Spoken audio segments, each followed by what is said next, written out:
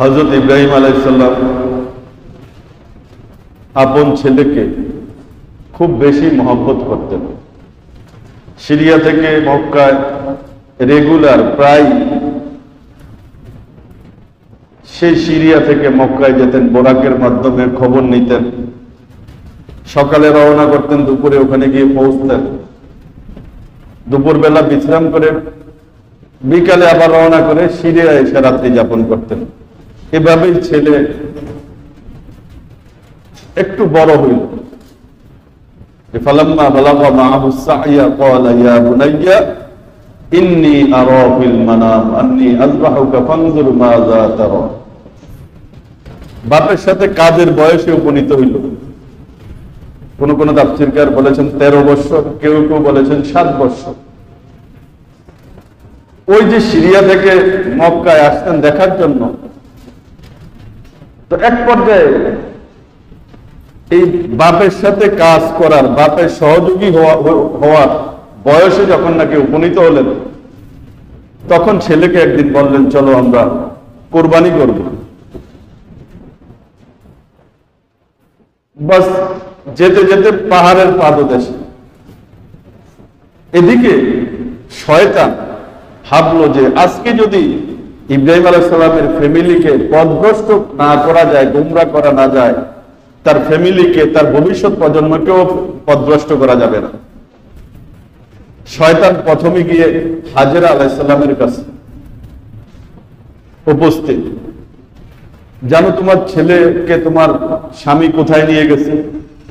কেন? তারা লাকড়ি সংগ্রহ করতে গেছে, জ্বালানি আনতে গেছে। কয় না, বিষয়টা এমন না, ঘটনাটা এমন না।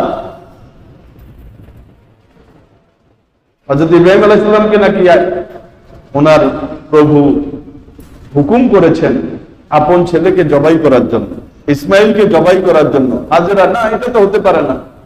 তিনি তার ছেলেকে যথেষ্ট মহব্বত করেন, ভালোবাসেন। কয় না, তিনি মনে করেন এটাকে আল্লাহ পাক হুকুম করেছেন, এজন্য আল্লাহ পাকের হুকুম পালন করার জন্য তিনি এটা করবেন, জবাই করবেন।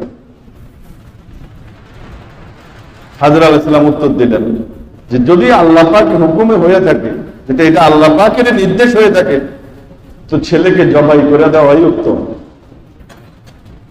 কত দৃঢ়তা! শয়তান ব্যর্থ হয়ে ইসমাইল আলাইহিস সালামের কাছে গেল, যে ইসমাইল,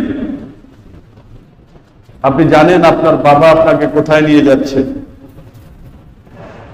কেন? আমরা জ্বালানি সংগ্রহ করতে যাচ্ছি, জ্বালানি আনতে যাইতেছি।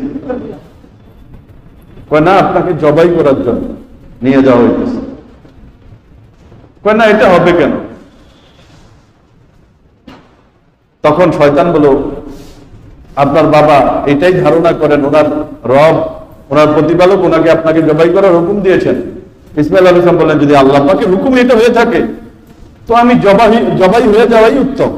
আমি এর জন্য তৈরি আছি, আমার কোনো দ্বিধা নাই, বাধা নাই।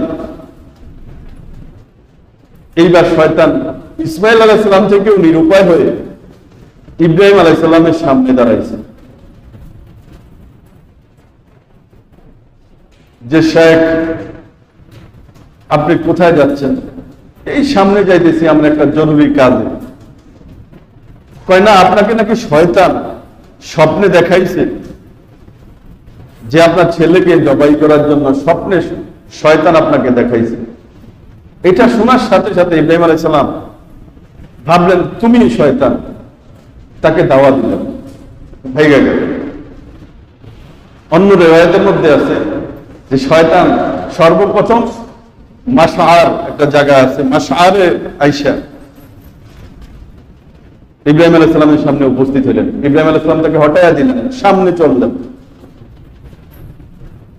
তারপরে জামরায়ে আকবার মধ্যে আসলেন, যেটা ছোট জামরা, যেখানে হাজী সাহেবরা পাথর নিক্ষেপ করে। তো ওখানে আসলো, ইব্রাহিম আলাইহিস সালামের সামনে আয়েশা দাঁড়াইলো শয়তান বাধা দেওয়ার জন্য, যে আপনি যাবেন না সামনে। ইব্রাহিম আলাইহিস সালাম ওইখানে তাকে 7টা কঙ্কর নিক্ষেপ করছেন। আল্লাহ পাকের এই কঙ্কর নিক্ষেপ করে এই পাথর নিক্ষেপ করে শয়তানকে হটায় দেওয়া, শয়তানকে দূর করে দেওয়া আল্লাহ পাকের কাছে খুব পছন্দ হয়েছে। আল্লাহ এই বিধানটাকে হাজী সাহেবদের জন্য দিয়ে দিছে। হাজী সাহেবরা ওখানে হজ করতে গেলে কঙ্কর নিক্ষেপ করতে হয়। ইব্রাহিম আলাইহিস সালামকে আল্লাহ পাক অনুসরণীয় বানায় দিছে। এই ইব্রাহিম আলাইহিস সালামের সুখ খ্যাতি আল্লাহ পাক সারা দুনিয়ার মধ্যে দিয়েছেন। কুরবানি। তারপরে একটু সামনে যাওয়ার পরে জামরায়ে উস্তা, দ্বিতীয় জামরা, দ্বিতীয় পাথর নিক্ষেপ স্থল, যেখানে হাজী সাহেবরা সবাই পাথর নিক্ষেপ করতে হয়, সেখানে এসে শয়তান দাঁড়াইছেন। সেখানেও 7টা পাথর নিক্ষেপ করছে, শয়তান দূর হয়ে গেছে। তৃতীয় জায়গা জামরায়ে কুবরা, বড় পাথর জামরা, বড় পাথর নিক্ষেপ করেছেন, যেখানে বড় জায়গা, যেটাকে জামরায়ে কুবরা বলা হয়, সেখানে এসে শয়তান দাঁড়াইছে। সেখানেও 7টা পাথর নিক্ষেপ করা ইব্রাহিম আলাইহিস সালামকে শয়তানকে হটাইয়া দিয়েছেন এবং সোজা ছেলেকে নিয়ে সামনে ওই মিনার ঘাটিতে, মিনা পাহাড়ের পাদদেশে মিনার ঘাটিতে যায় উপস্থিত হয়েছেন। ওখানে গিয়ে ছেলেকে বললেন, ছেলে বাবাকেই বলল, বাবা আপনি তো বলেছেন কোরবানি করবেন, কই আপনার কোরবানির পশু? ছেলে আসার সময় ছুরি, রশি এগুলো নিয়ে আসছে। তখন ওখানে ছেলেকে ইব্রাহিম আলাইহিস সালাম আসল কথাটা বললেন, বাবা আমি তো স্বপ্নে দেখেছি আল্লাহ পাক আমাকে নির্দেশ করেছেন তোমাকে জবাই করার জন্য, তোমার অভিমত কি? ছেলেকে পরীক্ষা করতে চেয়েছেন, মতামত জানতে চেয়েছেন। আসলে মতামত জানা উদ্দেশ্য না, ছেলেটা কতটা প্রস্তুত, ছেলের ভিতরটা একটু পরীক্ষা করতে চাইছেন ইব্রাহিম। ছেলে রাজি না থাকলেও জবাই করবেন। ফানজুর মাযা তারা, তোমার মতামত কি? ইসমাঈল আলাইহিস সালাম কোনো কিছু চিন্তা না করে, ইয়া আবাতি ফাআল মা তুমার সাতাজিদুনি ইনশাআল্লাহু মিনাস সাবিরিন, হে আমার পিতা, আল্লাহ পাকের পক্ষ থেকে আপনি যে হুকুম প্রাপ্ত হয়েছেন, আমাকে জবাই করার যে নির্দেশ আপনাকে দেওয়া হয়েছে, আপনি এই ব্যাপারে কোনো দ্বিধা সংকোচ করবেন না। আপনি আপনার প্রতিপালকের পক্ষ থেকে প্রাপ্ত হুকুম পালন করুন, আমি এতে সম্মত আছি। ইয়া আবাতি ফাআল মা তুমার সাতাজিদুনি ইনশাআল্লাহু মিনাস সাবিরিন, আপনি আমাকে ধৈর্যশীলদের অন্তর্ভুক্তই পাবেন। এখানে ইসমাঈল আলাইহিস সালাম নিজের সামর্থ্যের উপর, শক্তির উপর ভরসা করেন নাই। আমি তৈরি আছি, আমি আপনাকে সহযোগিতা করব এই ব্যাপারে, তবে যদি আল্লাহ পাকের মর্জি হয় আমি ধৈর্য ধারণ করব। বাবা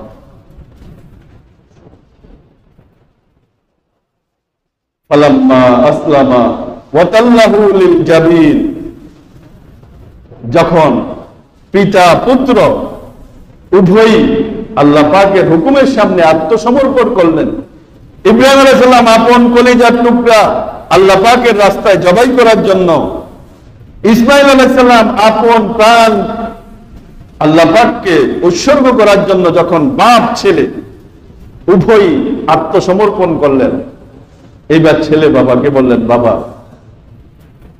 আমাকে সুন্দর মতো শোয়ান, শোয়া আমার হাত পা গুলো বেঁধে দেন, মজবুত ভাবে বাঁধেন, যাতে আমি নড়াচড়া না করতে পারি। বাবা নড়াচড়া করলে আপনার কষ্ট হবে, আপনার গায়ে রক্ত ছিটা পড়বে। বাবা ছুরিটাকে ভালো করে ধার দিয়ে নেবেন, কারণ মৃত্যু যন্ত্রণা অত্যন্ত কঠিন, মৃত্যু খুব কঠিন জিনিস। ছুরিটাকে ভালোভাবে ধারালো করবেন। বাবা আমাকে জবাই করার সময় আপন কাপড়গুলো সামলায় নেবেন, যাতে রক্তের ছিটা কাপড়ে না পড়ে। আমার মা যদি এই রক্তের ছিটা ফোটা আপনার শরীরে দেখে, আপনার কাপড়ে দেখে, সে অস্থির হয়ে যাবে। বাবা মাকে সালাম বলবেন, আমার মাকে সালাম বলবেন, আর আমার এই জামাটা নিয়ে মাকে দিবেন, মা আমার জামাটা দেখে সান্ত্বনা লাভ করবে। আল্লাহু আকবার। ইব্রাহিম আলাইহিস সালাম ছেলেকে লক্ষ্য করে বললেন, হে আমার আদরের ছেলে, তুমি আল্লাহ পাকের হুকুম পালন করার ক্ষেত্রে আমার উত্তম সাহায্যকারী। ছেলে যেভাবে বলছে, হাত পা ভালোভাবে বেঁধে দিলেন, ছুরি ধারাইলেন। ফালাম্মা আসলামা ওয়া তাল্লাহু লিল জাবিন, শোয়া দিলেন। আল্লাহ পাক কোরআনে কারীমের মধ্যে এইভাবে বর্ণনা করেছেন ঘটনাটা।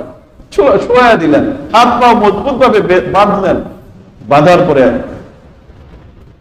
কোন সন্তান 86 বছর বয়স আল্লাহ পাকের কাছে দোয়া করেছেন, দোয়া করে যে সন্তান লাভ করেছেন বার্ধক্যের অবস্থায়, আর যেই সন্তান মাত্র একটু বড় হয়েছে, বাবার সাথে একটু কাজে সহযোগিতা করতে পারে, এই বয়সে উপনীত হয়েছে, কি আদরের সন্তান, কলিজার টুকরা জবাই করবেন।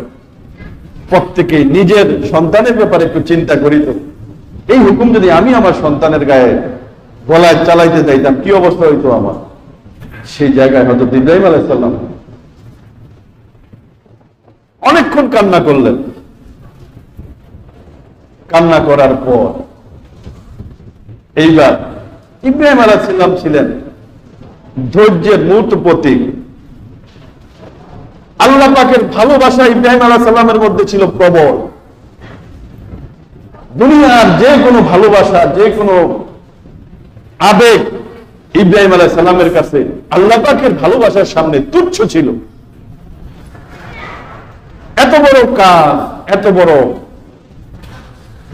সাহস, এত বড় কলিজা খুব কম মানুষের হয়।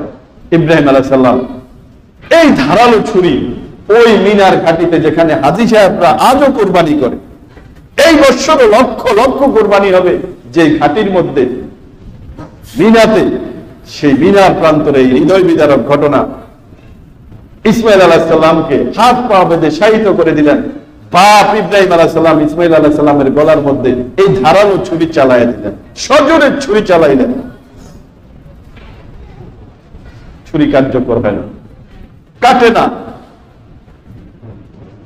আরো জোরে চালাইছেন, কাটে না, চালাইতেছেন। কারণ ইব্রাহিম আলাইহিস সালাম আমার এই হুকুম পালন করতে হবে, কেন কাটে না, আমার কোন কমি। চালাইছেন জোরে ছুরি। ওয়ানাদাইনাহু আইয়া ইব্রাহিম ক্বাদ সাদ্দাকতা রুইয়া ইন্না কাযালিকা নাজজিল মুহসিনিন। আমি গায়েব থেকে আওয়াজ দিলাম, ওয়ানাদাইনাহু আইয়া ইব্রাহিম, আমি আওয়াজ দিয়ে দিলাম, হে ইব্রাহিম, ক্বাদ সাদ্দাকতা রুইয়া ইন্না কাযালিকা নাজজিল মুহসিনিন। আপনি আপনার স্বপ্ন, আপনি যে স্বপ্নে যে আদেশ প্রাপ্ত হয়েছেন, যে নির্দেশিত আপনি হয়েছেন, আপনি আপনার তা সম্পূর্ণরূপে আদায় করেছেন। ওয়ানাদাইনাহু আইয়া ইব্রাহিম ক্বাদ সাদ্দাকতা রুইয়া, আপনি আপনার স্বপ্নকে বাস্তবে বাস্তবায়ন করে দেখিয়েছেন। আপনি দেখেছেন আপনার সন্তানকে জবাই করতেছেন, তো ঠিকই আপনি ধারালো ছুরি দিয়ে হাত পা বেঁধে আপনি জবাই করেছেন। কিন্তু ছেলে জবাই হয় না, গলা কাটে না, সেটা আল্লাহ পাকের দান। আল্লাহ পাক আপন দয়ায় তাকে রক্ষা করেছে, আপনার আপনি সম্পূর্ণরূপে করেছে। যদি ছুরি কার্যকর হইতো তাহলে গলা পড়িয়ে যেত।